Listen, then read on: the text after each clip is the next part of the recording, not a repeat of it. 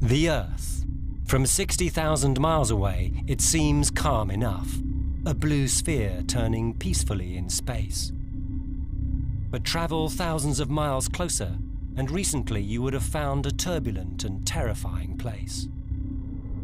Here in the atmosphere, hurricanes and tornadoes are spawned. Down below is the realm of volcanoes and earthquakes.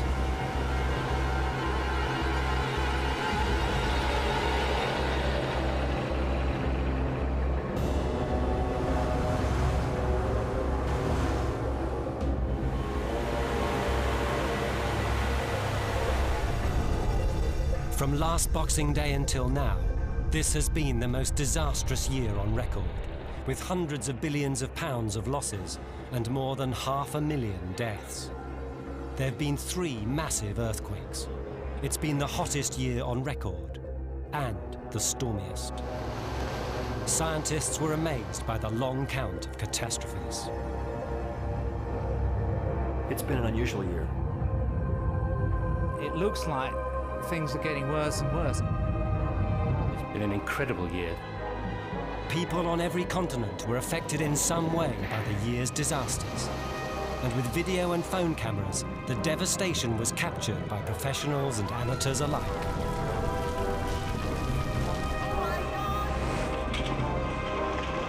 I was there on the day when the earth shook.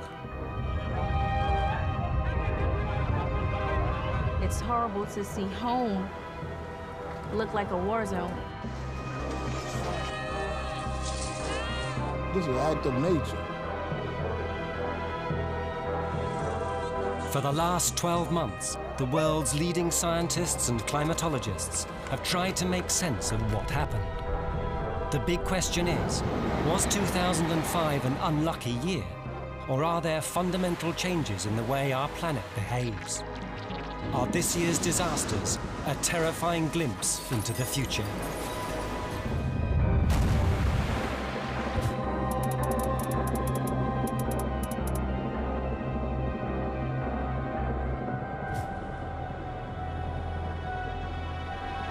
On Boxing Day 2004, around the Indian Ocean, the world was waking up. Off the coast of Sumatra, fishermen had been at work since dawn. On the beaches of Thailand, restaurant owners were opening up for the day. In Sri Lanka, a British tourist was beginning a holiday with her husband. Further down the coast, 1,500 people were starting a train journey. None of these people was aware that in the Earth's crust, tremendous forces were about to be unleashed that would change their lives forever.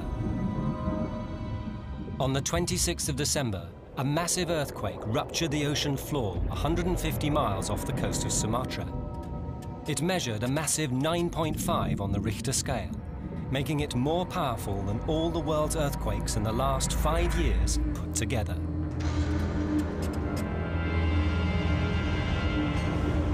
Closest to the epicenter was Banda Aceh on the island of Sumatra.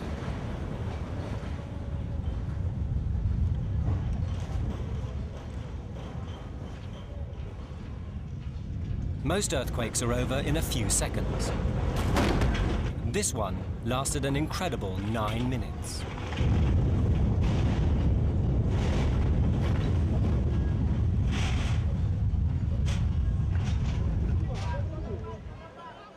All over the city, buildings collapsed. Thousands were killed instantly. But this was only the beginning. There was much worse to come.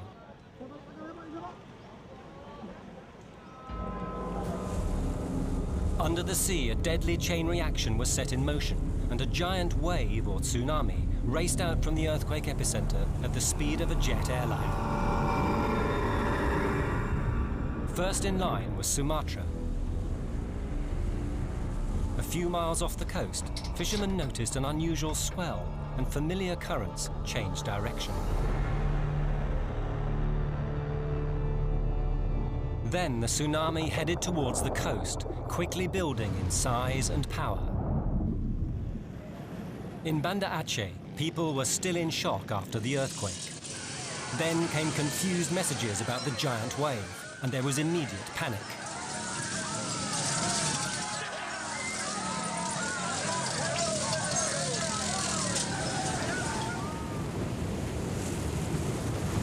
Minutes after the earthquake, the tsunami wave swept into the city, bringing with it a lethal cargo of debris.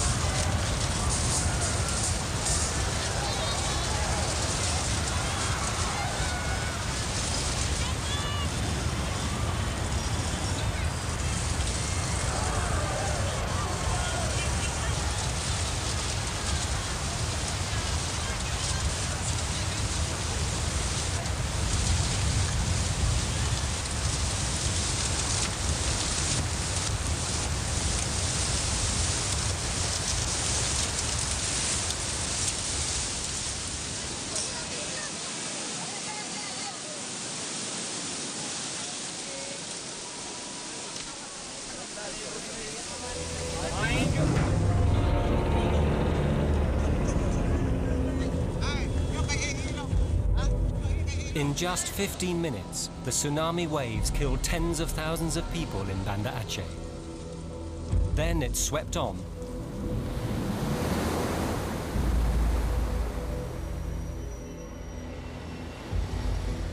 In Thailand on Boxing Day morning, beaches were stirring into life. No one was aware of the catastrophe in Banda Aceh, and no warning had been issued about the approaching tsunami.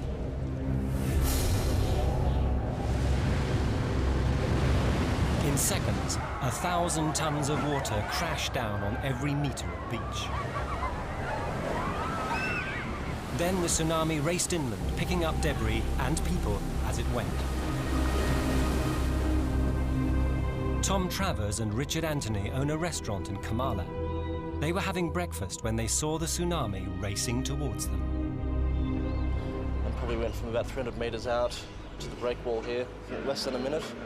And then came round sort of under the restaurant, took out the whole beach, went onto the road just a little bit, and then took out our lower deck. The entire bay was just littered with umbrellas, beach chairs. For about 150, 200 meters out, everything was just cloudy.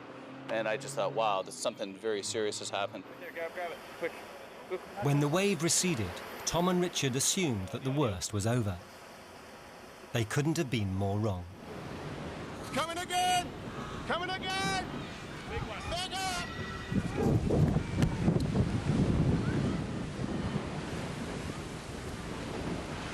Oh my God!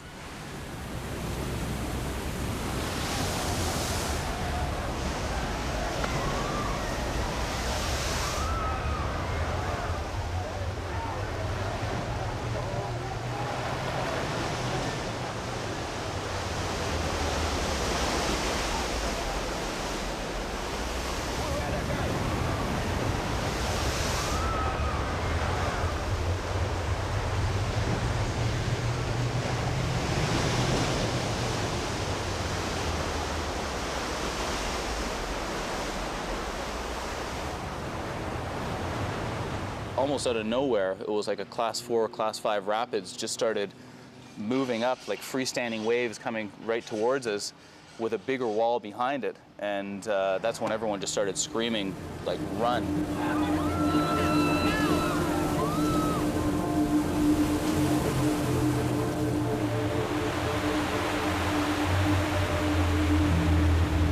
"45 minutes later, a third, even more powerful wave smashed onto the beach. These repeated onslaughts led to widespread confusion and panic. No one knew what would happen next.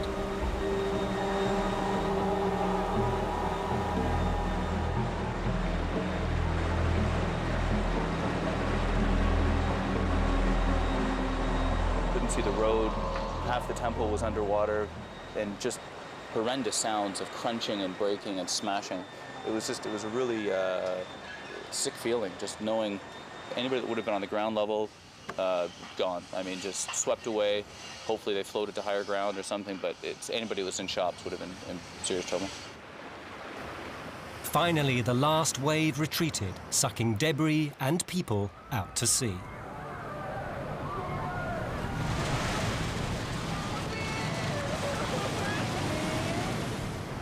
My God, I hope there's no people in there. Big disaster. Huge disaster.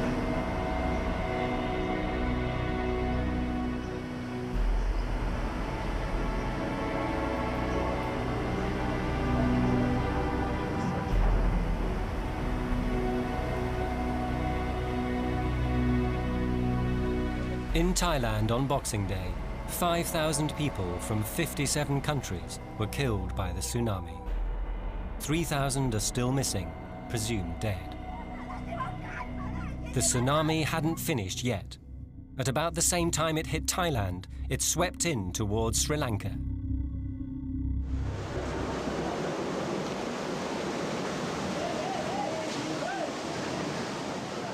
Still, no warning had been issued, and the tsunami, still travelling at 500 miles per hour, smashed into the southern city of Galle, causing massive destruction in minutes and killing thousands.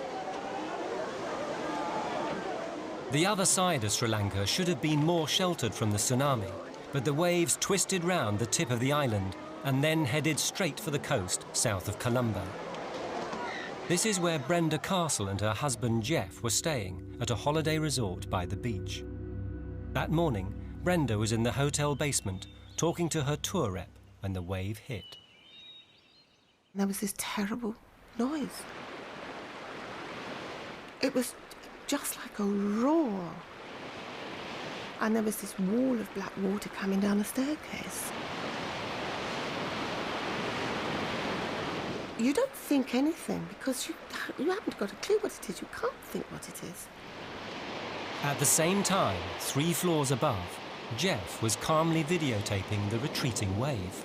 We don't know what happened, but suddenly the ocean came up and we have a tidal wave. And what used to be our hotel is now a lake. Jeff was blissfully unaware that in the hotel basement, his wife was fighting for her life. Then there was that moment when I thought I was going to die. You just get on with thinking about how to stay above the water level and just keep doing that, really. Things were hitting me. At the last moment, Brenda's tour rep suddenly reappeared.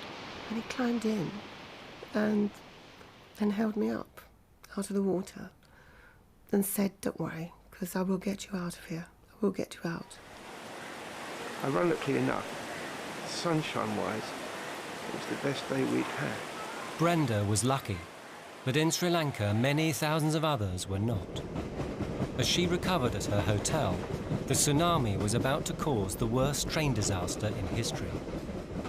The Queen of the South plies the picturesque route between Colombo and Galle, and the railway is never far from the sea. On Boxing Day, English tourist Shenth Ravindra was crammed among 1,500 other passengers. I heard the water, and it just came like this. I didn't see a wave as such. It just sort of came like a flood. Then all of a sudden it came and started hitting the train, and it hit the train to such an extent that the carriage got detached from the other carriages that were behind us and in front of us, and shunted off the tracks. And then the water started to spill in, felt to come all the way up to my chin. And then I thought, right, I've got to get out of here. I was able to climb through this doorway and make my way onto the corner of the roof and the wall. There was a lot of chaos and pandemonium and worry and screaming. People are using any escape route that they could.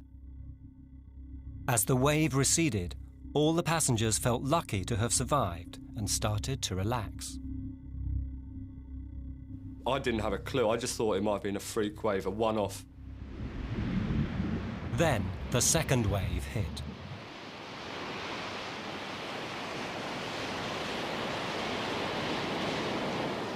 All I could see was a wall of water that took up about 80 to 85% of the horizon, and the sky was blocked. The second wave completely engulfed the train. But miraculously, Shenth's carriage stayed upright. Luckily, it just pushed the carriage quite neatly along to the point where it wedged against the house. Shenth jumped to safety, but most of the other passengers were not as fortunate. Then I could see like people still in the train that were obviously dead. As the train disappeared beneath the water, 1,500 people were drowned.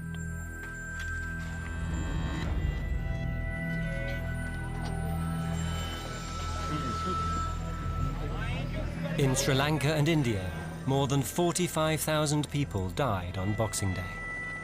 After Banda Aceh, this was the worst affected region of the Indian Ocean. 4 hours after the earthquake, the tsunami sped on, heading for the east coast of Africa. By now, international warnings had at last been issued, and in Kenya, authorities organized evacuations along the coast.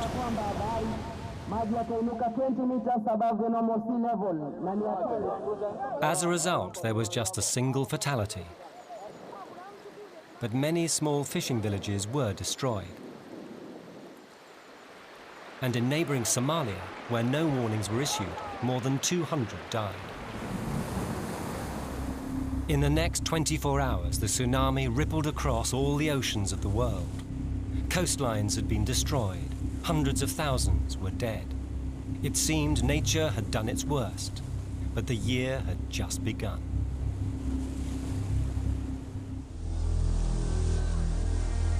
The Boxing Day tsunami was the worst natural disaster for 500 years. Scientists rushed to find out what had happened and why the wave had been so destructive.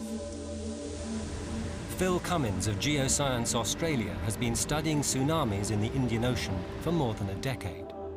He realized immediately that the culprit was a massive geological structure in the Earth's crust. The Indo-Australian plate is what's called subducting beneath Indonesia. It's sliding beneath the plate that Indonesia is situated on. That interface has what's called stick-slip frictional properties, and that means it drags the upper plate down with it.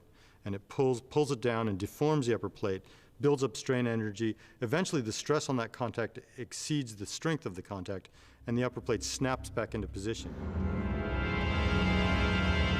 The earthquake was so powerful that the seafloor was kicked upwards by an amazing 65 feet, sending billions of tons of seawater surging to the ocean surface.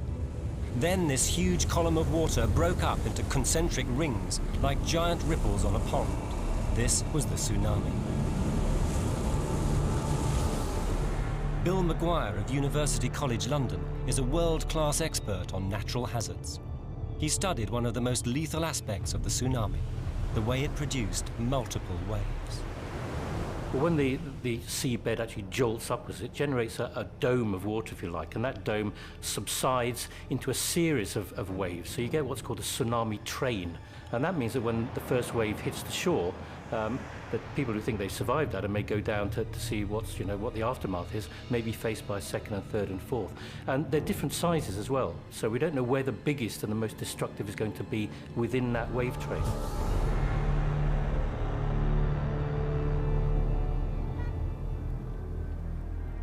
On Boxing Day, wave after wave had pounded Banda Aceh.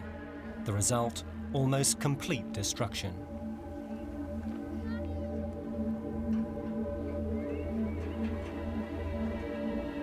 Streets and markets had been busy when the waves hit, and tens of thousands of people died in 20 minutes.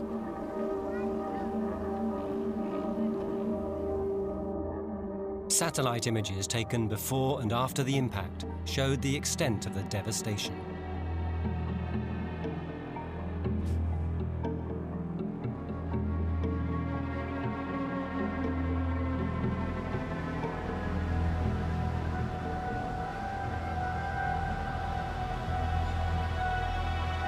Jeff Mackley is a cameraman who specializes in recording natural disasters. He's filmed the very worst nature can do. But he'd seen nothing to compare with the ruins of Banda Aceh. This is chaos on an industrial scale.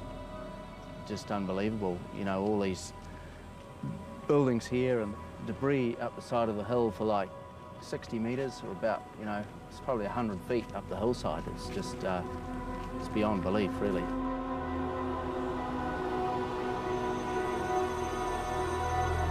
Even people who lived away from the coast were not safe from the killer wave. This man's house was a mile from the sea. After earthquake, people see in the sea have water, wave. And how big, how high? Yang ketiga ya lebih tinggi. Yang kedua sama. Higher than coconut tree. That's incredible. What was he thinking when he saw this wave? Waktu kalau neum, dia nan kiban nesmiki. Pada na demi fikir lom kan lari. They didn't thinking anything. They ran. Scientists were stunned by the size and power of the tsunami. Oceanographer Simon Boxall set up a series of experiments to find out why it was so destructive.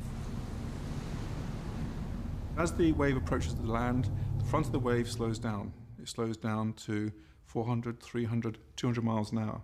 The back of the wave is still going at 500 miles an hour. And the back of the wave catches up with the front. And you get this big build-up of water. Water is very heavy, and a cubic metre of water weighs a tonne.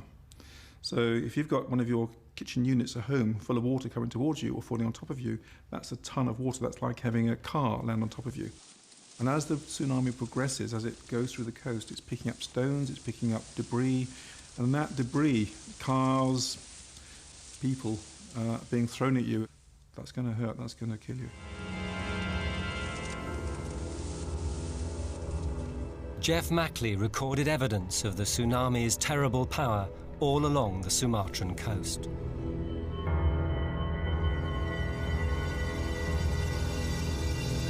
This is what's left of the Banda Aceh cement works and the wharf area. The ship being totally trashed there. Here we've got these huge big sections of breakwater, and they've just been sheared off and thrown over here like rag dolls. And these pieces here must weigh hundreds of tons, and it just defies belief, really.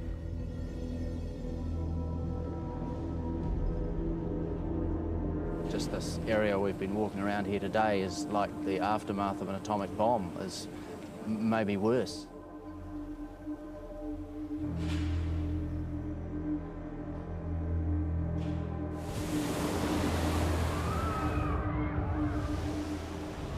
The Boxing Day tsunami was one of the worst catastrophes in history.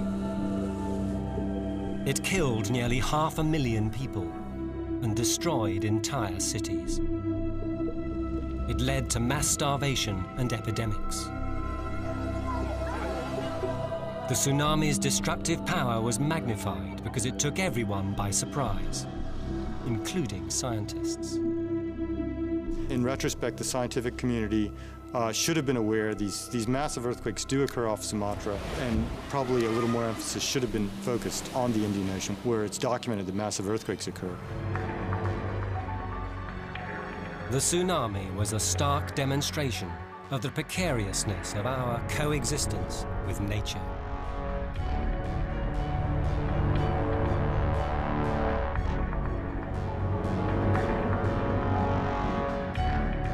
As the new year began, a stunned world struggled to recover. The Earth had struck with stunning ferocity. Now it would be watched very closely.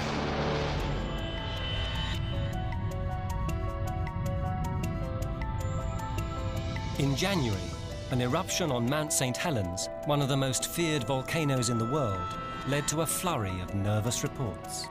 But this time, it was a false alarm. The volcano soon quietened down. Above the planet, satellites kept watch on the huge southern continent of Antarctica. At the beginning of February, something unusual was spotted. An iceberg the size of Norfolk had broken away from the vast Antarctic ice sheet. It joined a flotilla of other huge icebergs, all of them created in the last 5 years. The news shocked the British Antarctic Survey in Cambridge. Here, scientists like David Vaughan use cores drilled from the ice to study the history of global climate. This record goes back hundreds of thousands of years, and now something very unusual was happening. In the last 5 or 10 years, we've started to get enough satellite imagery and other data to see that there are parts of the Antarctic which are changing quite rapidly. So this giant that was sitting in the southern hemisphere, apparently asleep, seems to be starting to wake up. It's extremely worrying to see these huge ice shelves. The Larsen B ice shelf that broke off a few years ago is about the size of Luxembourg. More of these things are breaking off, and as that happens, they're releasing the ice on land, which is sliding into the sea. Now that will raise sea levels considerably. The news from Antarctica added to a global sense of unease. The world seemed to be changing, and at an alarming rate. At the beginning of March, Mount St. Helens roared into life again, spewing out a plume of ash and gas 6 miles into the atmosphere.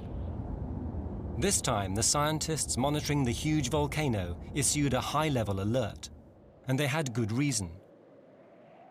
They hadn't forgotten how, in 1980, the giant volcano had collapsed in a spectacular eruption that lasted 9 hours. In North American cities hundreds of miles away, millions of tons of ash had fallen like black snow, blocking out the sun for days on end. In 2005, the explosive volcano was stirring again. It's not a matter of if, but when. At the end of the year, Mount St. Helens remains on high alert.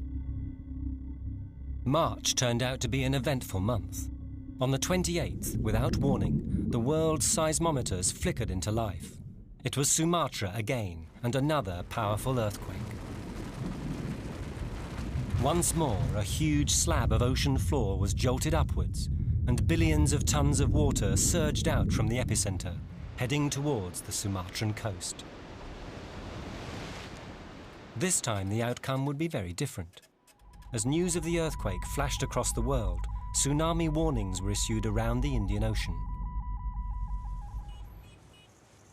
In Banda Aceh, thousands fled to higher ground inland.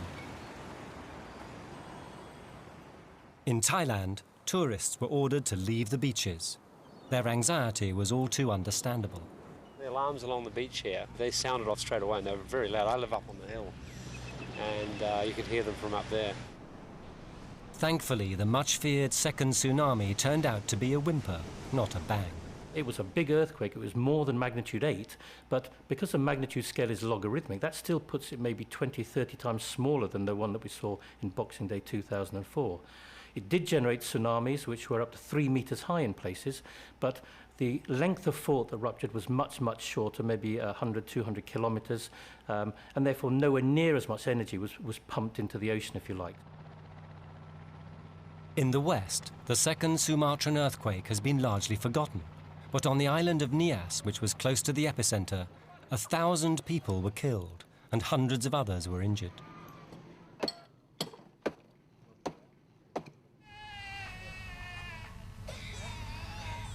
Whole villages were leveled, and the Indonesian government had to send troops and helicopters to rescue survivors.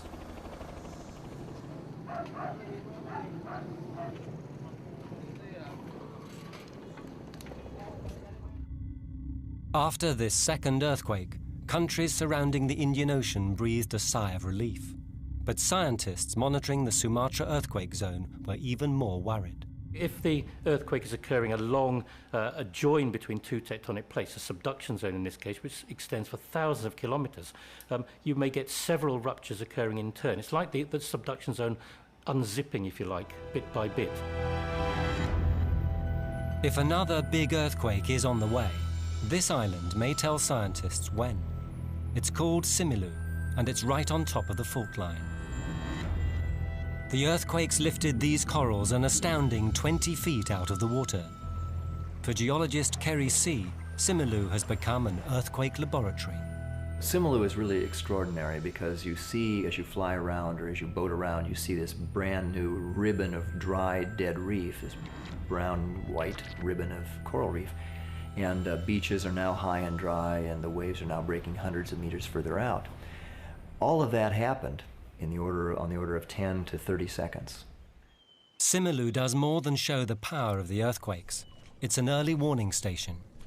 Sea has measured the stresses in the fault line beneath the island, and they are still building up. Another earthquake seems inevitable. We tell people now along the coast that they should expect that within the lives of their small children there will be a giant earthquake.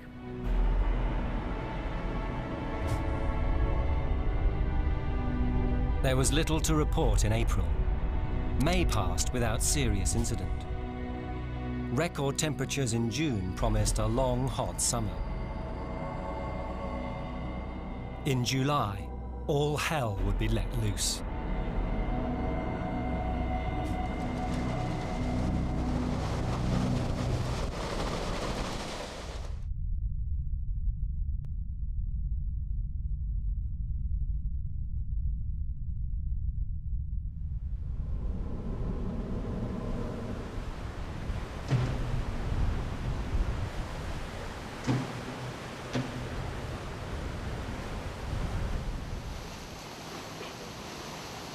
At the beginning of July, the first hurricanes hit the Florida coast, and they were early. Hurricanes Dennis and then Emily turned out to be record breakers, the strongest storms ever to form before August.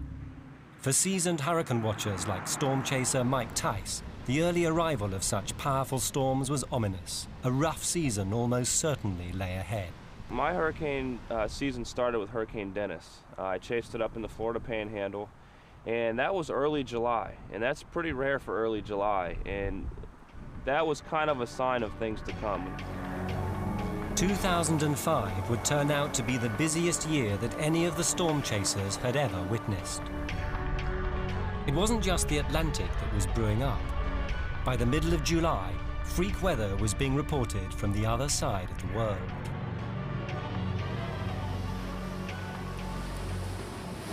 In the Western Pacific, big tropical storms are called typhoons. On the 18th of July, Hai Tang, the first typhoon of the season, made landfall on the coast of Taiwan.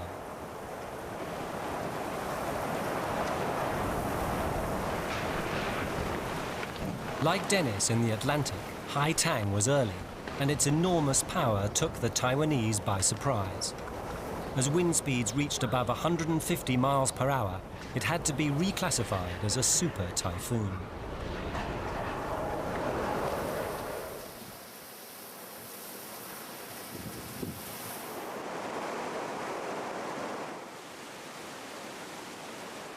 As Hai Tang swept inland, it caused flash floods and landslides.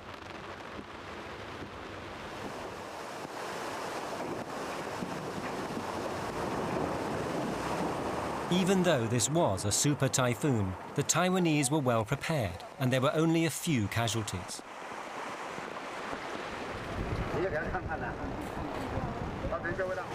The early arrival of very powerful storms led to uneasy speculation about what was happening to the Earth's weather.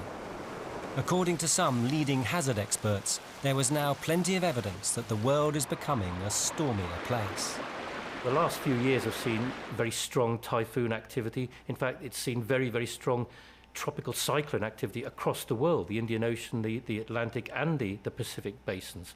And in fact, research shows that if you go back over the last 30 or 40 years, that there's a general increase in stronger storms across the world, not just in the Atlantic.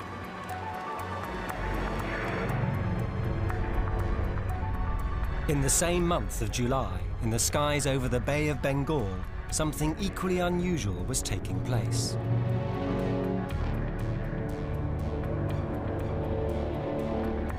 In this part of the world, the monsoon, which brings moist air from the Indian Ocean, is an annual and usually welcome event. Heavy monsoon rain usually comes at the end of June or early July. But in 2005, the monsoon was late. Instead of rain, there was drought, and the ground dried and hardened. When the monsoon finally arrived, the huge clouds were full to bursting. At the end of July, all that water was suddenly dumped on top of the island city of Mumbai.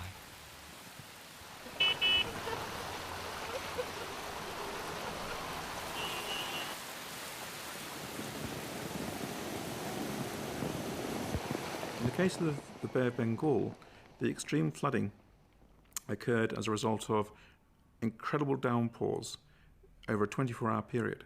In a 24-hour period, they saw 1 metre, nearly 1 metre of water descending. That's enormous. It's unprecedented. That downpour not only was enormous, but it fell on dry, parched ground, which couldn't absorb the water. And so the water basically flowed into the cities and into the towns. This was the worst downpour ever recorded in India, and it brought Mumbai to its knees. Water levels rose fast, and many were drowned in their cars. Dead animals and raw sewage led to an outbreak of disease. Hundreds were hospitalized.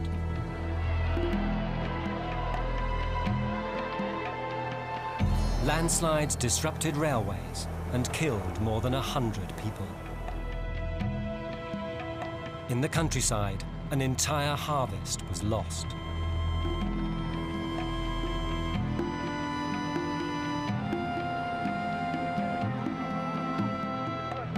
In 2 days, more than 400 people died. But it wasn't only nature that was at fault. Many victims were from the city's poorer areas. Here, homes were built over stormwater drains, and they took the full force of the floods.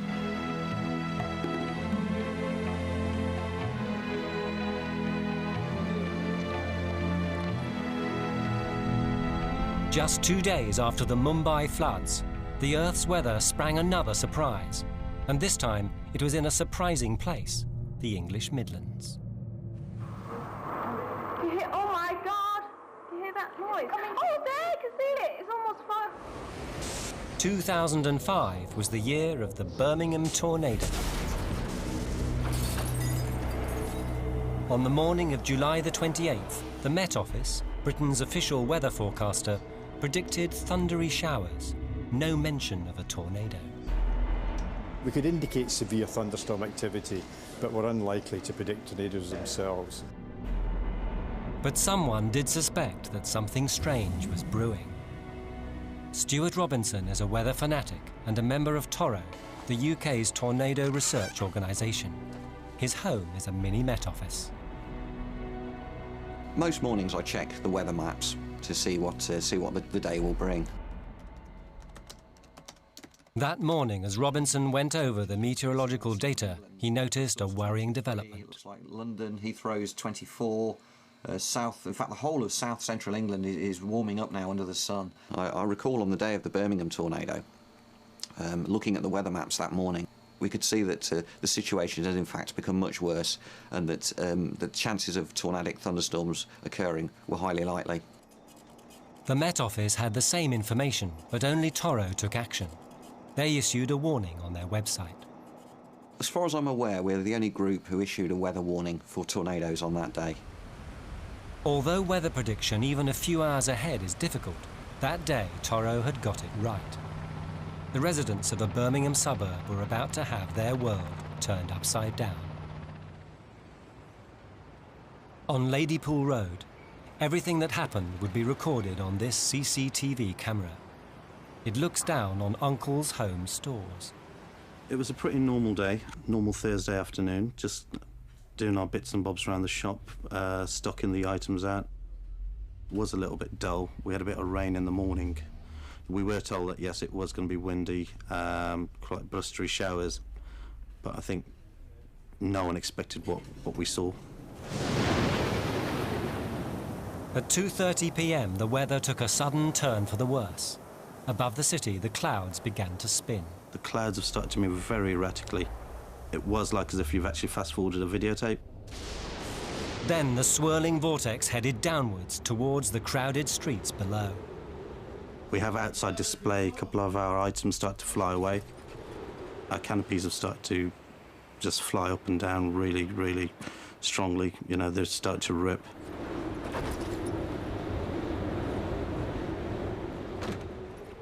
I've started hearing what I thought was the window banging upstairs, and I went upstairs to shut the window. At 2:40 p.m, the Birmingham tornado hit.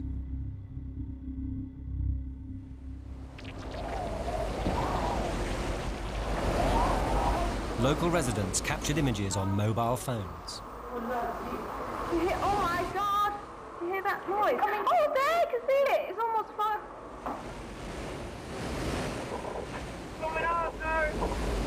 Looked over over a couple of houses and you could see a full-blown tornado. Loads of rubbish in the air, bits of trees.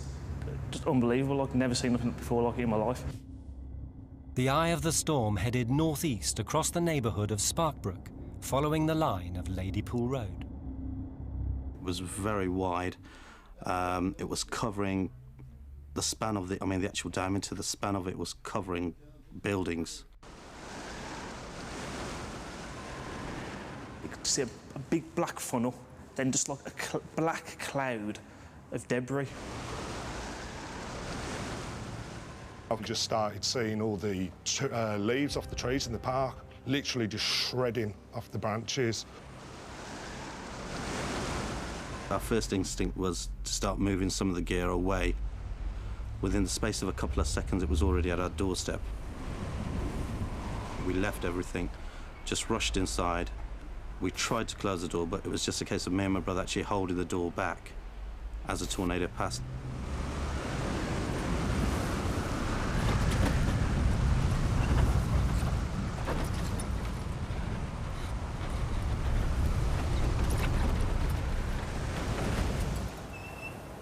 In a nearby park, the tornado caught a television news crew by surprise.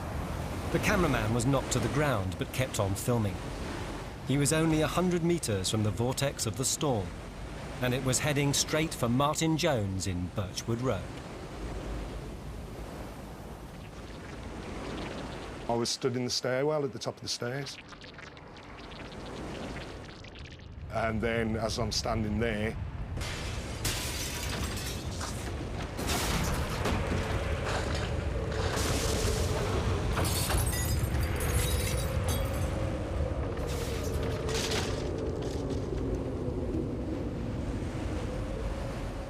I just felt the wind rushing through the house, rushing past me, and just this feeling of fresh air, this being in the open, and just saw the roof being lifted from the house above me.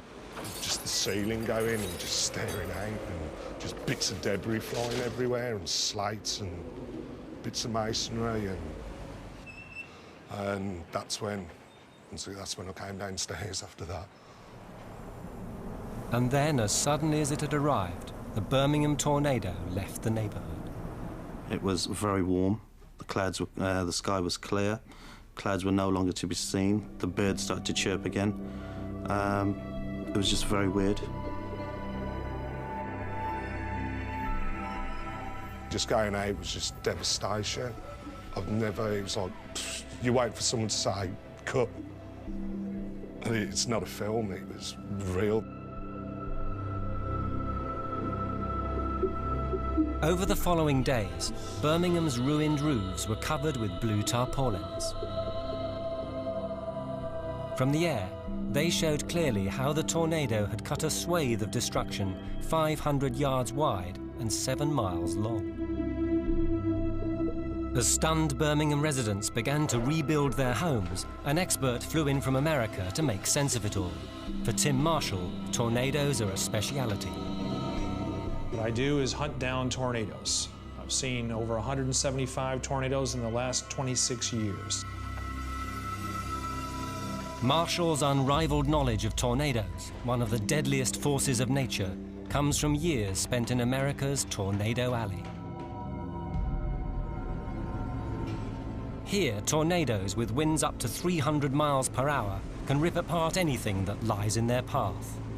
These huge storms are formed when warm, moist air from the south collides with cold, dry air from the Rocky Mountains and are triggered by giant thunderstorms.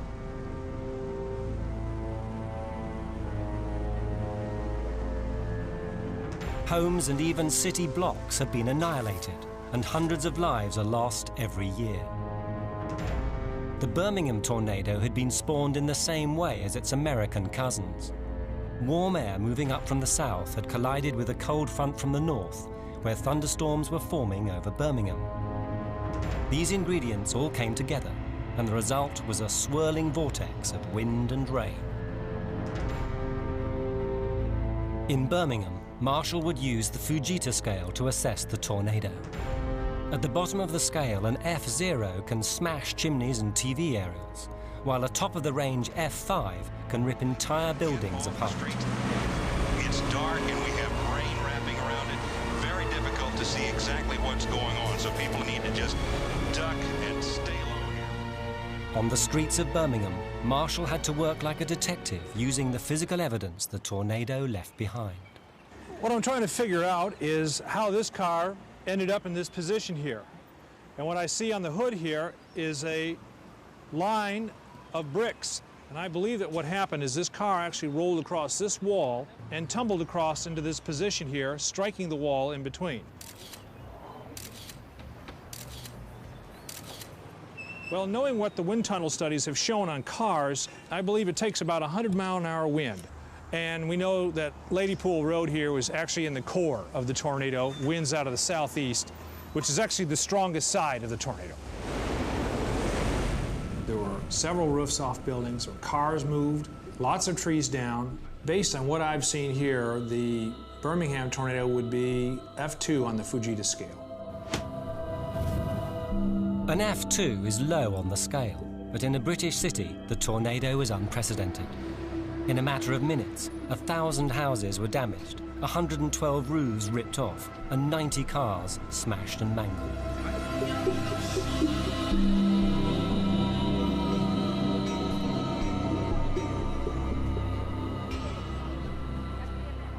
It was like a bomb had gone off. It was extreme amounts of destruction, extreme amounts of destruction. And for no one to die in it, it was a miracle. It really was a miracle. For Stuart Robinson, it was the frightening shape of things to come. Tornadoes that are similar to the Birmingham tornado will occur again over the United Kingdom. One of those tornadoes will track across an urban area. It could be next month, it could be next year, it could be next decade, but it will happen again. The tornado seemed yet another sign that Britain's weather was changing. Perhaps our green and pleasant land was becoming wetter and windier.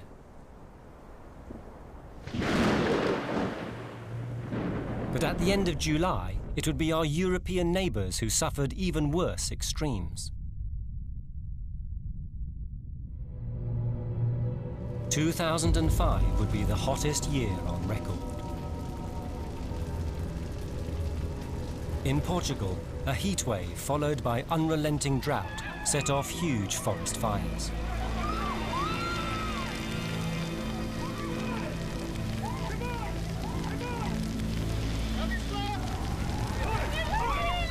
Hundreds of thousands of acres of forest and farmland were destroyed by out-of-control infernos. 15 people died.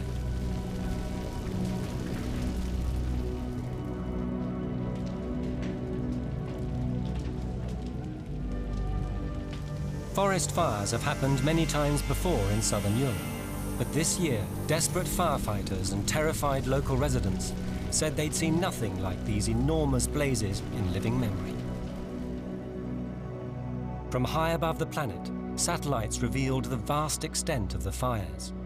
They appear as glowing red beads scattered right across Portugal. As southern Europe burned, a very different kind of emergency was unfolding in the north.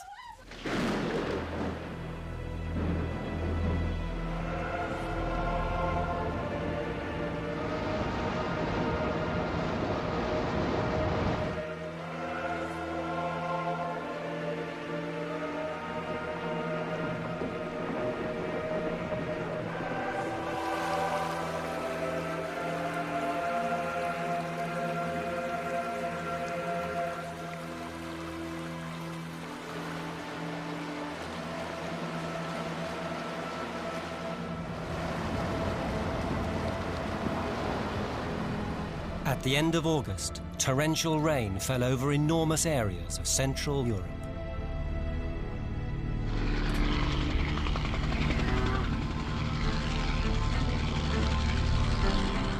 Floods ripped across huge areas of farmland and inundated towns and villages.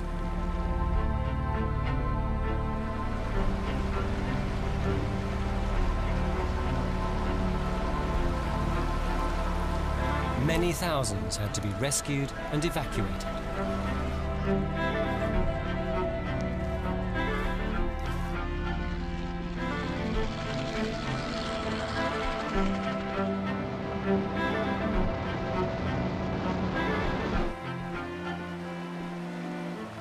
Road and rail transport was severely disrupted. There was widespread chaos. More than 40 people drowned. Like the fires in Portugal, summer flooding has happened before, but in 2005 it was unusually severe. Scientist Simon Boxall travelled to one of the worst hit areas in Switzerland to investigate the roots of disaster. The weather we're seeing in Europe is connected. The forest fires and the droughts in the south of Europe, in southern France, in Spain, in Portugal, and in parts of North Africa, are linked very closely to the very wet weather and the floods we've seen in northern Europe. What happened this summer, according to Boxall, is that as temperatures rose to record levels in the south, wet air was driven north towards the Alps. Once this water-packed air had crossed the mountains, it fell as heavy rain into Switzerland's lakes. The lakes in this region are huge, but as these lakes fill up, they overflow, and that water under gravity has to escape, and it escapes through the rivers. That's a normal process. All lakes overflow into rivers. But in modern Europe, there's a problem. Many rivers have been re-engineered, and bends and meanders have been straightened. According to Boxall, instead of making rivers safer, it makes them lethal.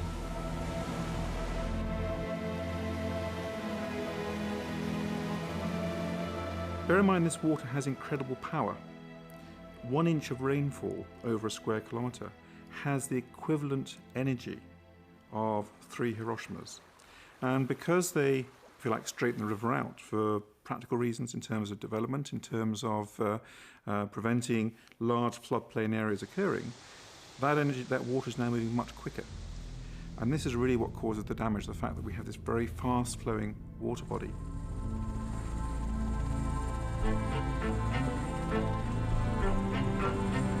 One of the cities worst hit by the flooding was the Swiss capital Bern, which sits beside the River Aare. At the end of July, the river surged to a critical level, and floodwater rushed into the old city district of Matt. For this little area, it was worse than ever before. I was working on that Monday morning, and looked outside on the river and saw slowly there would be cars, and so you see the water's coming, and I just thought, oh well, people slowly should put their cars away. Then around 11 o'clock towards noon, they told me, you have to leave the house. Within 2 hours it reached a height of 2 meters higher water, you know. So a lot of businesses were really badly damaged.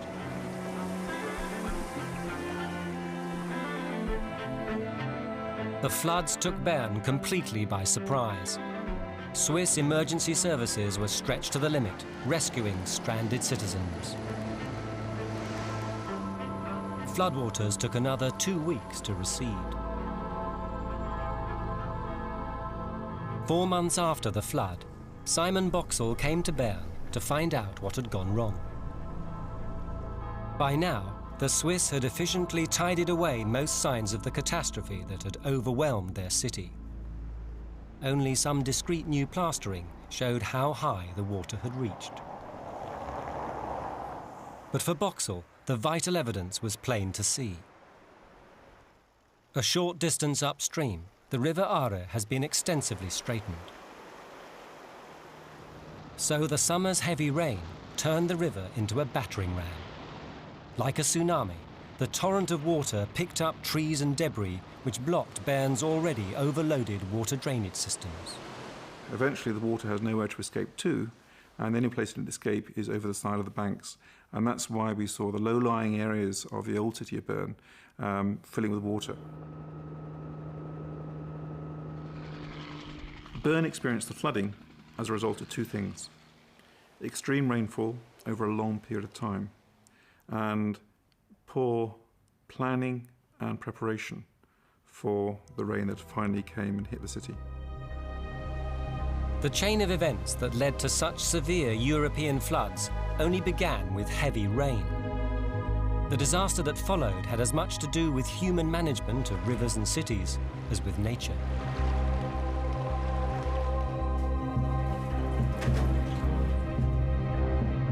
This pattern was to be repeated on a much more catastrophic scale on the other side of the Atlantic.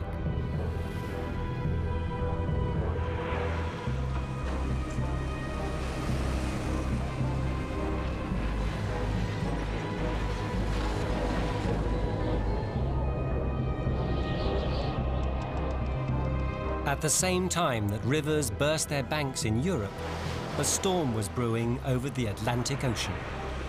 This one was destined to kill more than 1,200 Americans and wreck one of its oldest cities. For this tropical storm would become Hurricane Katrina. All of a sudden, reality hits you of where you are and what's really happening to you.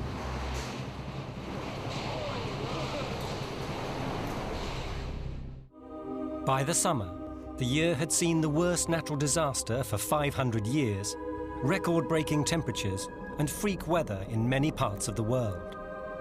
Then in August came the most destructive storm in American history.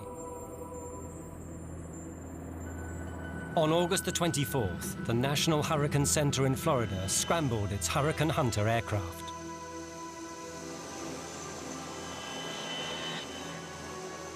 Their mission to fly into the heart of a powerful new storm that was building over the Bahamas. It was the 11th in a busy season and had been given the name Katrina. Like all tropical storms, Katrina was powered by the surface of the ocean.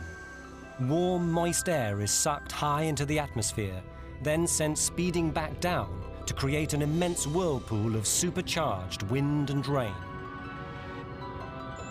To build a forensic profile of Katrina, the hurricane hunters carried a sophisticated armory of instruments and sensors. These sondes are dropped directly into the storm to measure wind speed and air pressure.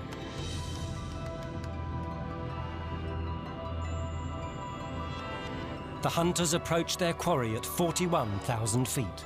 Cameras recorded what they saw.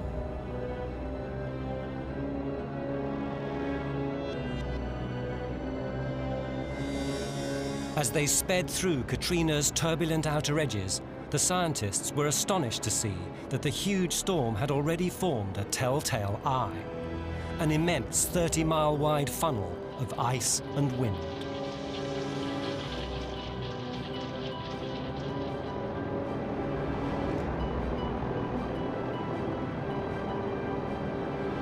As the streams of data were being fed back to supercomputers at the Hurricane Center in Florida, Katrina's wind speeds topped the critical limit of 74 miles per hour.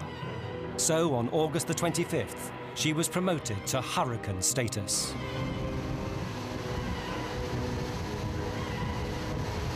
Hours later, Katrina hit the Florida coast as a Category 1 hurricane. The storm chasers were there to greet her. The eye wall is here. As you can see, the winds are very strong. The sand is blowing.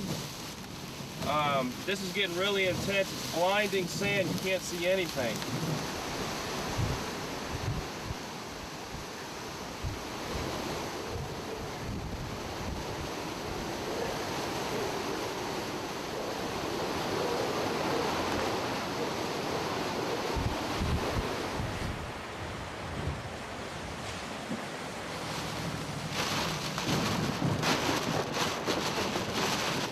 That's a bright one.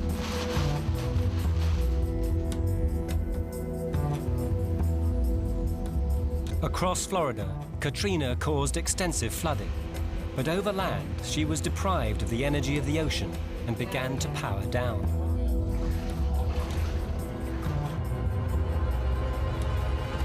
But then Katrina crossed into the Gulf of Mexico and was back over the ocean.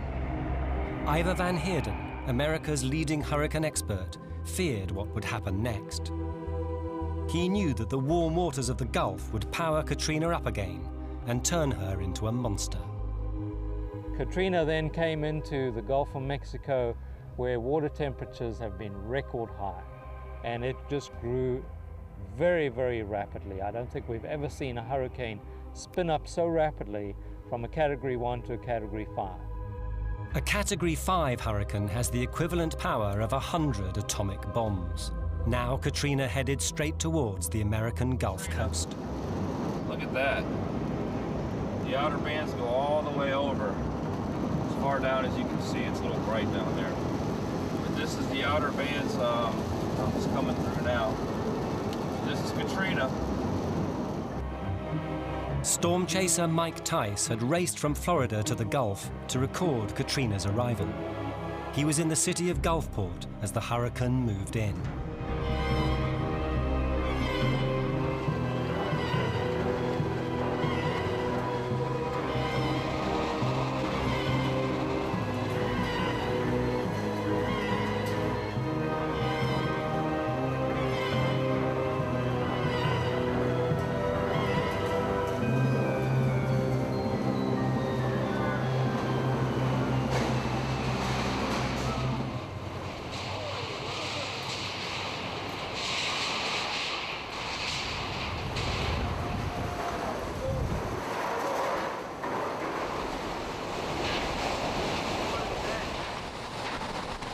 Hurricanes pack a double punch. They bring severe winds, but their most deadly ingredient is water. 90% of hurricane deaths are drownings. What happens is that the hurricane presses down onto the surface of the ocean, forcing the water to rise like an unnaturally high and violent tide. It's called the storm surge. It comes in swells. It's like it almost looks gentle, like these rolling kind of waves that come in. And then when that rolling wave comes in, then the next one builds on top of that, and it just keeps going higher and higher like that. Tice was at a Gulfport motel when the storm surge hit. Waves more than 20 feet high rushed inland.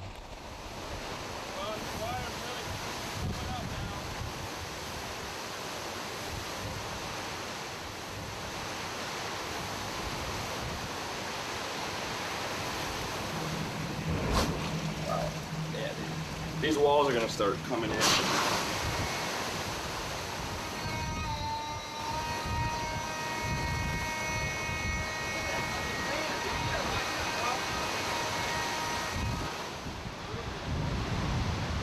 This lady was in one of the first floor rooms, and I had alerted these Navy guys to it, and she would have passed away if we wouldn't have saved her, because she was trapped in her room already. She couldn't open the door because of the weight of the water. Katrina started by trashing the hotel lobby. Well, we're in the lobby here of our hotel. We're completely underwater in this first floor here. There's chairs floating by. The glass is broke. There's a car. We got a car that's getting ready to come right in the lobby now. We got a car in our lobby here. Doors are breaking. Watch this door. We got things falling apart all around us now.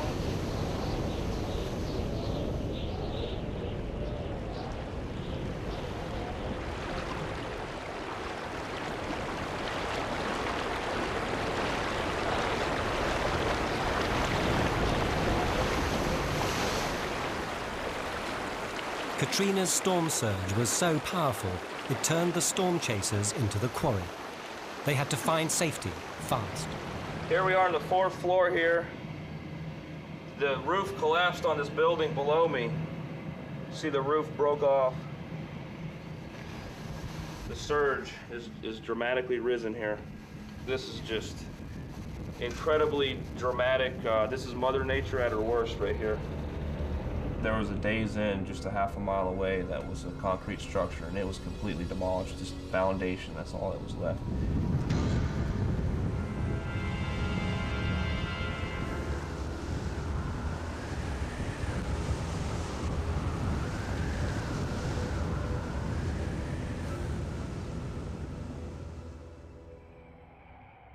The scientists plotting Katrina's path had feared that she would score a direct and devastating hit on the city of New Orleans. But at the last minute, the eye of the storm veered to the east. Even so, there was no escaping Katrina's enormous power, for New Orleans turned out to be uniquely vulnerable. Sergeant Billy Gamillion was one of the first federal officers on the spot when Katrina struck.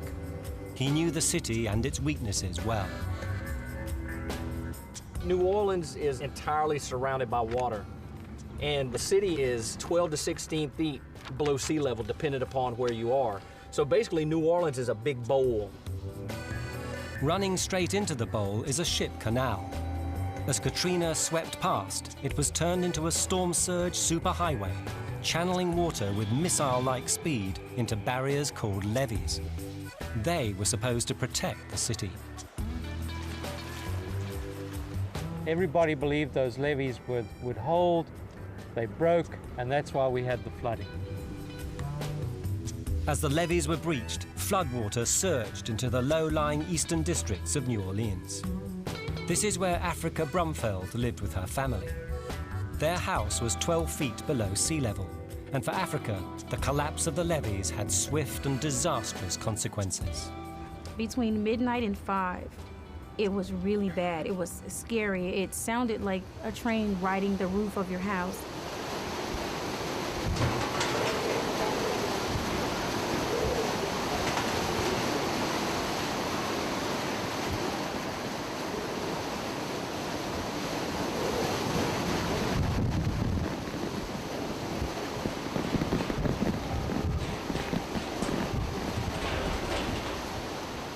Around 5 a.m., the electricity went off, and the house was shaking. It sounded like the walls were trying to just fall apart, and it was a scary feeling, and I started to feel like I was in a coffin.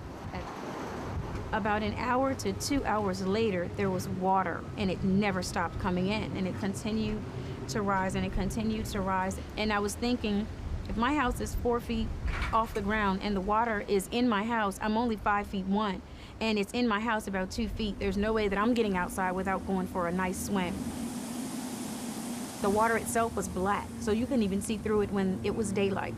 And when the sun started to rise a little at 6, it was still too dark to leave, so we had to stay in the house as the water is continuing to rise.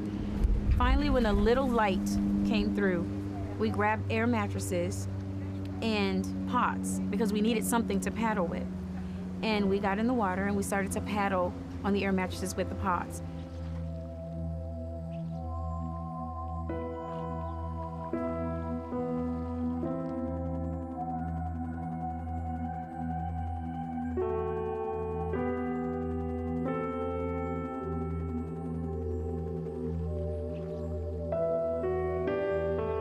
There were hundreds of other people facing the same predicament as Africa and her family. The bowl of New Orleans rapidly filled up. By the second day, 75% of the city was underwater and full of desperate survivors.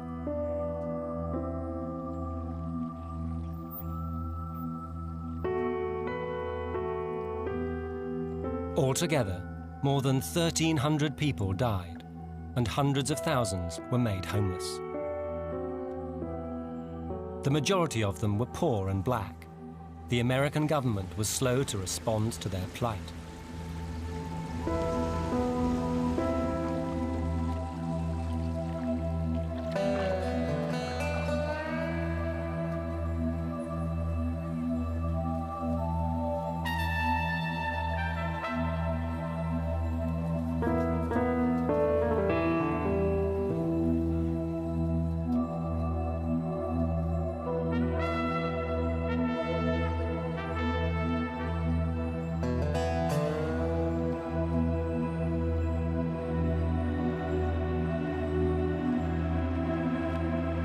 we passed a lady in a hospital bed being pushed on the interstate. And all of a sudden, reality hits you of where you are and what's really happening to you. And this woman went to the hospital so that her life could be saved.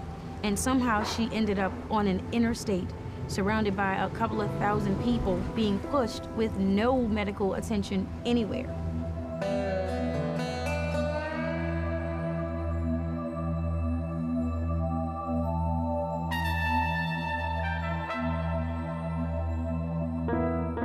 After the first couple of days, we were calling this Lake New Orleans. There was water from here all the way that way to the Superdome, and then all the way to the Industrial Canal going east. And water here where I'm standing was over my head right here.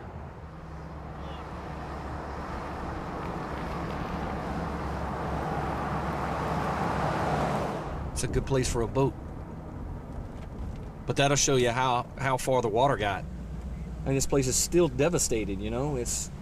Look at the scum line. You can see on this truck right here and on these houses how high the water was down here. Hey, doing that show for Nova.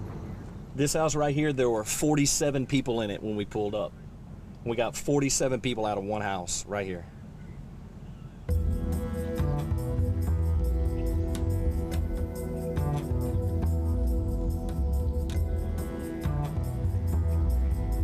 After the flood came fear, and the National Guard was called in.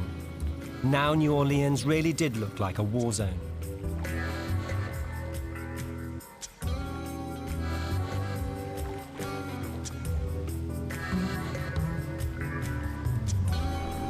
It could have been much worse, for New Orleans escaped the very worst of Katrina's power. The eye of the storm had headed to the east of the city, and that's where the hurricane would prove most destructive. Because a hurricane spins in a counterclockwise direction, its eastern side packs the biggest punch, like a boxer's right hook. Just after 6, on the morning of the 29th, the eastern edge of Katrina's 30-mile-wide eye made landfall in the little town of Waveland. Here, one of the untold stories of the hurricane began to unfold.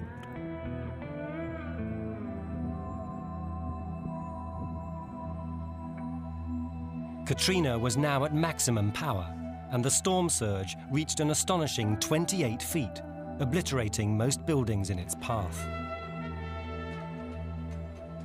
Conditions would have been absolutely wild. You know, where we are here, there would have been horrendous waves, howling wind, rain, the surge, and then mixed up in all of this, lots and lots of debris. The debris piles up against houses, it helps knock them down, so it just becomes a self-feeding system, this destruction.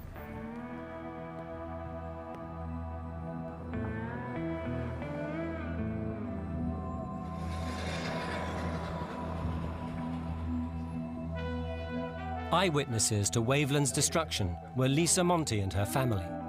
They live a quarter of a mile from the sea and thought they knew hurricanes. But Katrina was beyond anything they'd ever experienced. She ripped through the whole house. We were able to come out on this porch briefly. Even though the wind was still strong, we were sort of protected from the rain. And my sister-in-law was able to do a short videotape of the water that had raced down the street and all the debris as it came in. We saw all sorts of things just fly down the street in the water. And then we watched these houses shift and crumble.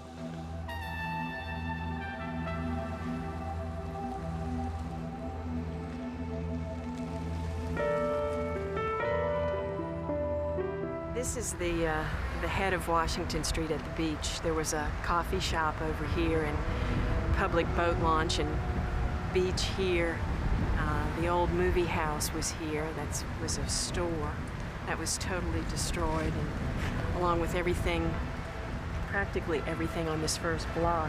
But we were about 28 feet up here, so you could see how massive the wall of water was that climbed up. and this represents the really destructive waves that pounded this area as we had a surge 20 feet above where I'm standing. So as we move towards this home, you'll notice that the building is completely missing and all this area is just gone. This home, a two-story home, is missing completely. And if you want to find bits and pieces of it, you've got to go back almost half a mile to find the remnants. And if you look over at these trees here, you'll see that the bark is missing off those branches. And what that represents is debris that was in the surge moving past those trees and actually knocking the bark off them. This home was filled with furniture, heavy stuff like fridges, washing machines, stoves. All of that's gone. So as the surge moved through here, it picked up everything and destroyed it. There are other remnants. You can see here there must have been a closet in this area. Over there, a bathroom. Look at the tiles. But everything's gone. All the water pipes, for instance, just sheared off. So this gives you an idea of the destruction. This really looks more like a site where we've had an atomic bomb go off. After Katrina, the hurricanes kept on coming. Rita became the second Category 5 of the season and cut a swathe of destruction across Texas.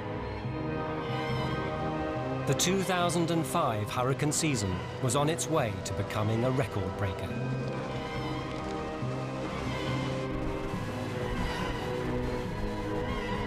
As hurricanes battered the United States, forces deep beneath the surface of the Earth were about to unleash death and destruction in the Himalayas.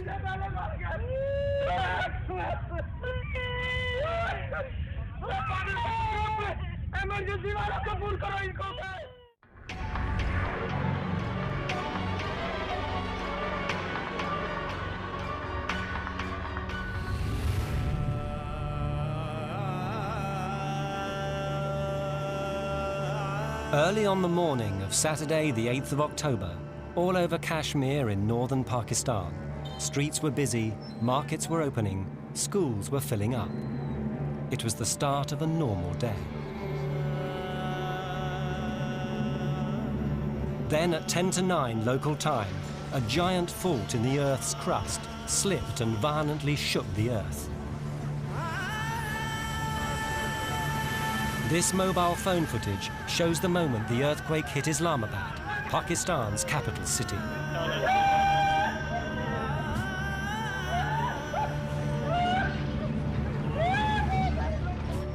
The world's third major earthquake of the year, it would eventually kill nearly 100,000 people.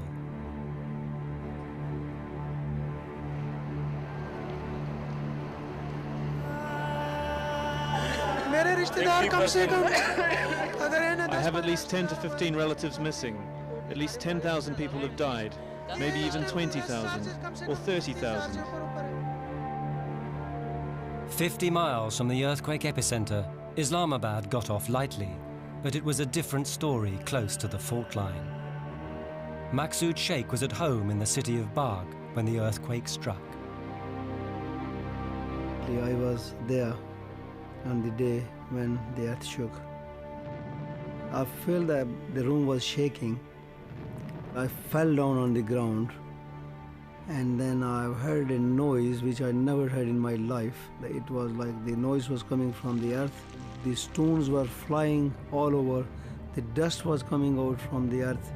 Everything was like falling down.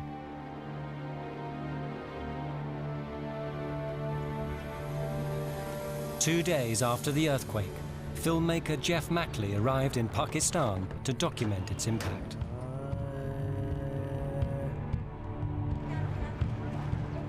As he made his way north towards the earthquake epicenter, almost every house and business had been smashed to pieces.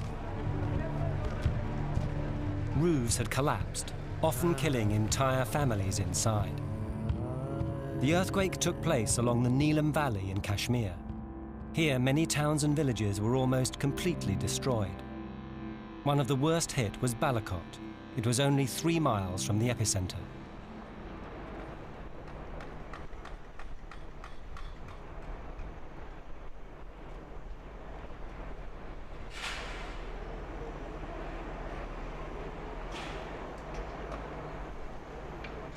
In just 2 minutes on October the 8th, the violent shaking of the earth destroyed 80% of the town's buildings.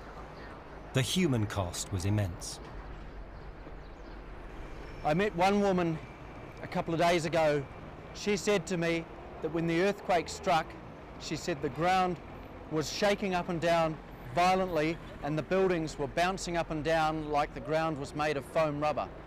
It's really hard to imagine this much destruction happening in a matter of seconds. The magnitude of this disaster is so great, about 70% of the population are dead and buried in this rubble here.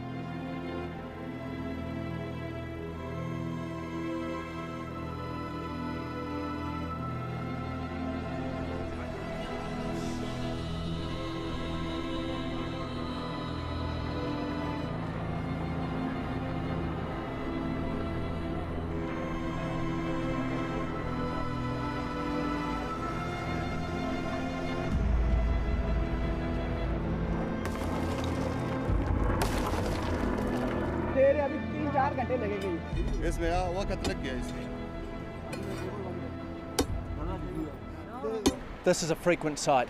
People digging for corpses of their loved ones with their bare hands because there is no machinery available. It's going to take months. There are thousands and thousands of corpses buried under all of the buildings all over this town.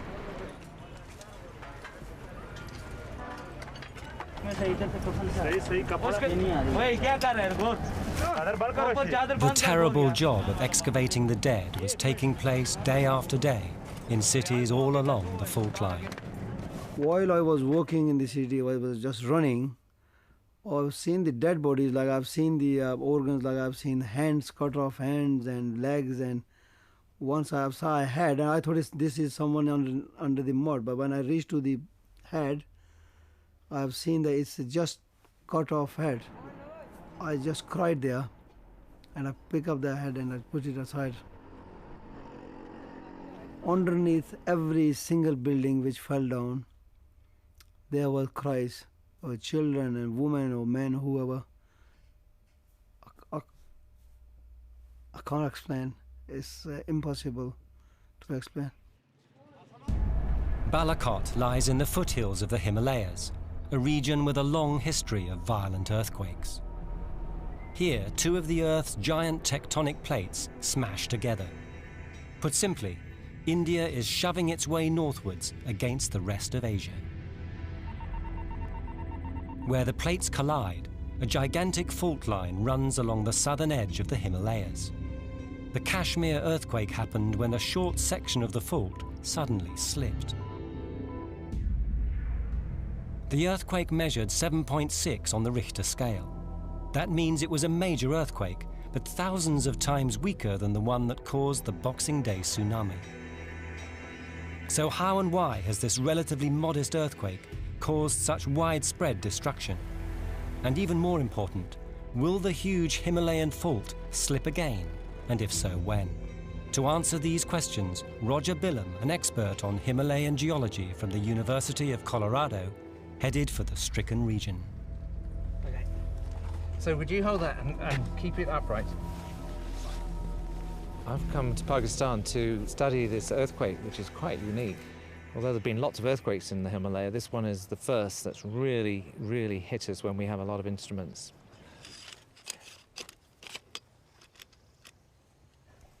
"4 years ago, Billam set up a network of monitoring sites in the Himalayas. Each one had its own GPS device, which uses satellites to precisely record its position on the Earth's surface. What we do is we measure the relative positions of these points to millimetre accuracy, and we return usually after a couple of years and remeasure those points to see how much the mountains are being squeezed. And what happens in an earthquake is that squeezing is suddenly released. Not 2 years of it, but 200 or 500 or 1,000 years of squeezing. And their remeasurement will tell us precisely what happened in the earthquake, not just on the surface, but down to depths of 10, 20 miles. Billam's results revealed why a 7.6 earthquake was so destructive. Billions of tons of rock were thrown upwards more than 6 feet in just 3 seconds. So the earthquake's power was released very fast, and in a tightly focused area near the epicenter. That's why towns like Balakot were hit so hard. So the town of Balakot lies right in the path of this rupture. The mountains to our left rose enormously in the earthquake. The mountain on the other side went down, and the accelerations were just too much for the buildings. They may have exceeded the force of gravity, which basically allows things to stay on the ground. Things were lifted up and flattened. But the earthquake alone cannot explain the tragedy of Balakot. On October the 8th, the majority of its buildings collapsed with lethal results. Willem set out to discover why, and the clues were plain to see in the wreckage. Most buildings are concrete frames with a thick, heavy roof slab supported by square pillars. It was the way these pillars were made that killed the people of Balakot. The cause of a lot of destruction is the weakness of these things. These are called stirrups. These hold the columns together. When you shake a building, these columns just explode unless these are strong enough. You can see the steel is kind of wimpy for a structure like this. Very heavy roofs. Here's a roof that's just collapsed, pancaked down. You can see that must weigh a couple of tons, this roof sitting on the top of this column that's now bent in half. In fact, throughout this city, you can see the same story of very weak steel, very weak concrete that's just not been able to withstand shaking for probably 20 seconds that went on here. The most tragic consequences of these building techniques happened in schools like this one. According to UNICEF, children account for 1/3 of the deaths in Kashmir. Most of them were killed in classrooms. No provision had been made for earthquakes when these schools were built. For 2 schools stood here. When the earthquake came, more than 800 school children were buried. Lessons were just starting, and when their parents scrabbled through the rubble, it was to heartbreaking results.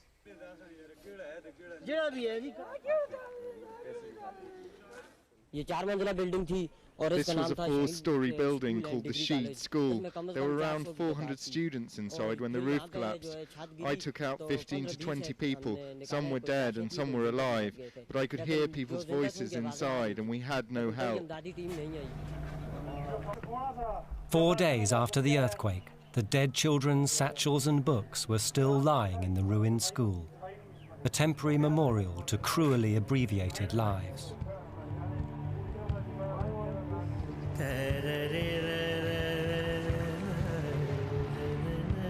The devastation spread out from the earthquake epicenter for hundreds of miles. Many thousands of people had been made homeless and were on the move in search of shelter and food.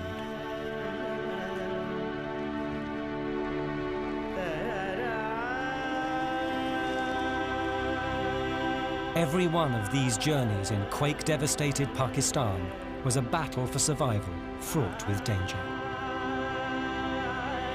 Along the fault line where the earthquake had struck, many bridges had collapsed as the earth jolted upwards.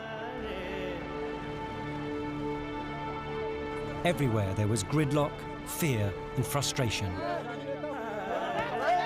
The harsh Himalayan winter was fast approaching, so it was essential to get clothing to as many of the survivors as possible. In the immediate aftermath, distribution was often chaotic.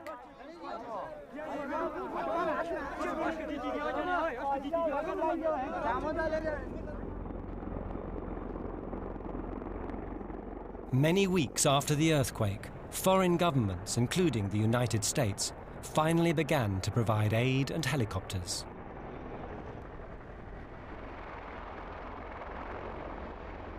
Rescue workers were still trying to reach far-flung villages, and the only way was by air.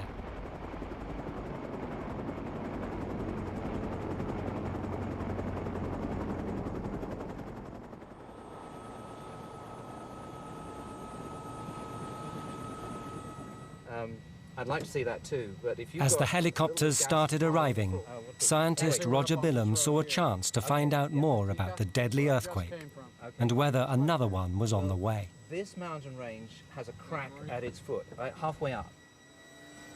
One way to do this is to inspect the fault line itself, and the best way to do that is from a helicopter.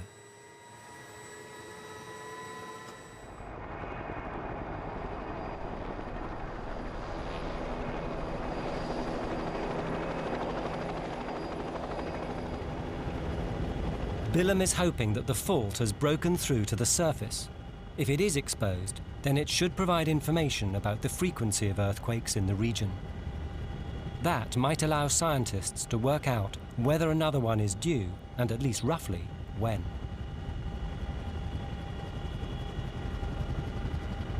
From above, the line of the rupture was clearly marked by a series of massive landslides.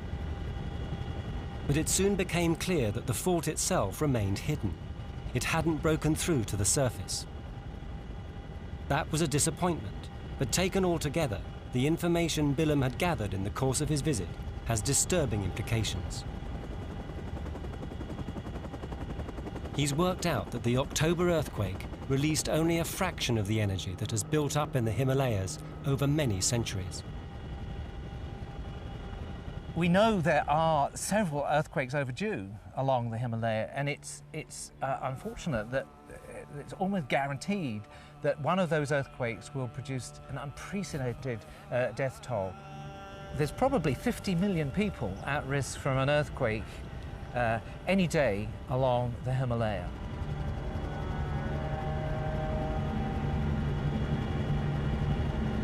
The implications are chilling. The October earthquake only lasted minutes, but the destruction spread out for hundreds of miles. By the end of the year, 100,000 people had died and 3 million were homeless. The humanitarian disaster the earthquake caused continues to unfold. At the end of 2005, the situation is worsening as the Himalayan winter bites.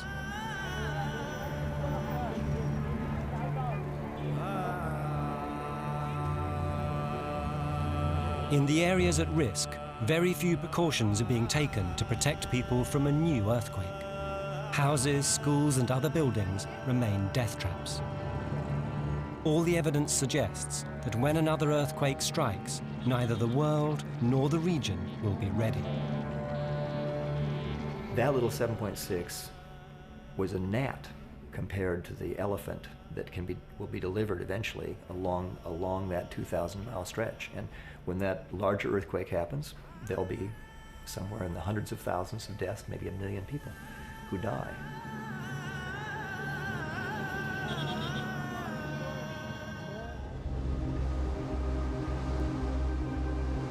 As the end of the year approached, the Earth was still a violent and turbulent place. Through November, hurricanes continued to pound the Gulf Coast. The 2005 season ended at last on December the 8th. It had started early, now it finished later than normal. And the season had been a record breaker, causing $100 billion worth of damage and killing nearly 3,000 people. First of all, we had the earliest hurricanes on record. We had the earliest major hurricane on record. It was a record setter in terms of Katrina. We got that big one that we've been fearing for a number of years that would hit the central Gulf Coast or hit Louisiana. On the other side of the world, the coast that first felt the full force of the Boxing Day tsunami. This is Banda Aceh. A year ago, massive waves smashed into the city and laid waste much of the Aceh province.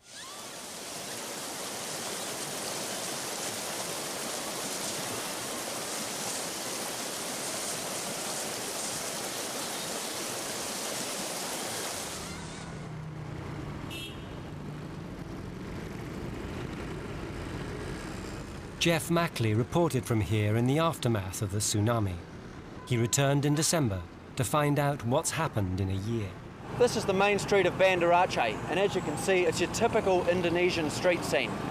But it was very different this time a year ago, when these streets were choked with debris, mud, and dead bodies. So there's been a lot of cleaning up done in the last 11 months.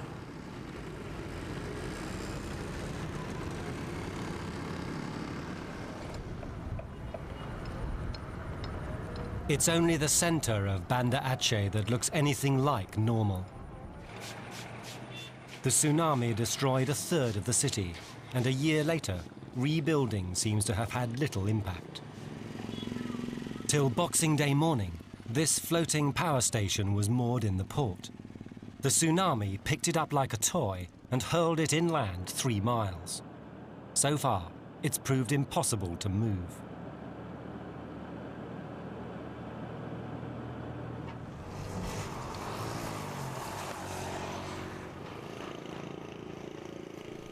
For survivors like Zulfadli Anwar, the ruins of his home contain bitter reminders of the tragedy that overwhelmed his family. My sister and my brother and her couple children missing, gone with the tsunami, and nobody found their corpses. So around 40 people, member of my family, were gone also. So everybody in your neighborhood also dead? Around 80% is dead.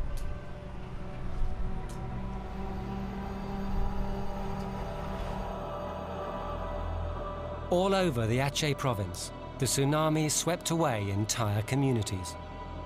In many places, there's simply no one left who can start rebuilding what was lost. Back out in the areas close to the sea that were worst hit, it still looks like a war zone.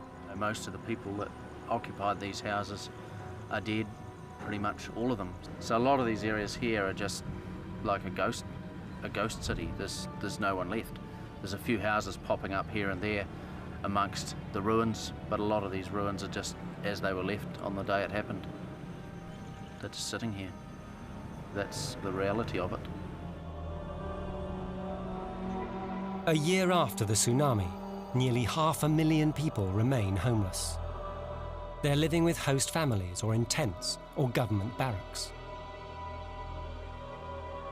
But even when they're rehoused, they'll still be living close to one of the most dangerous earthquake zones in the world. A tsunami could happen again at any time.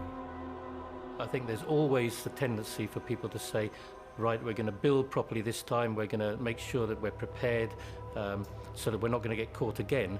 But that very quickly wears off within a few years. That's the big problem, really. People are keen on preparedness immediately after one of these big events, but then other priorities come to the fore, and gradually they forget. At the end of this unprecedented year of disasters, are there any answers? Was it bad luck or a sign of worse to come? There are a few certainties. Next year's hurricane season is likely to be even worse. Oceans are getting warmer year by year, and they provide the fuel for hurricanes to form. Rising temperatures will lead to more extreme weather. This is just the beginning. We're going to have more Katrinas. So 2006 is likely to be hotter and stormier. For earthquake scientists, 2005 was simply a case of bad luck. Whether we get 3 major earthquakes or none at all is down to a geological lottery. Far more significant is where they happen. It's only when you have an earthquake punching into a city that you hear about it.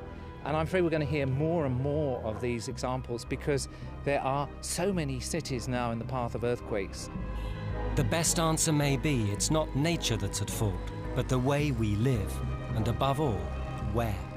The big issue really is more people in more dangerous locations.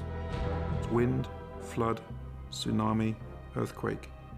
At the end of the day, we are a frail population living on a very robust Earth. This century, I think, is going to end up being the century of the mega catastrophe, because we've just expanded into areas without much regard. As we inhabit more and more of the planet, it's worth remembering it's not always the calm, safe place it might appear.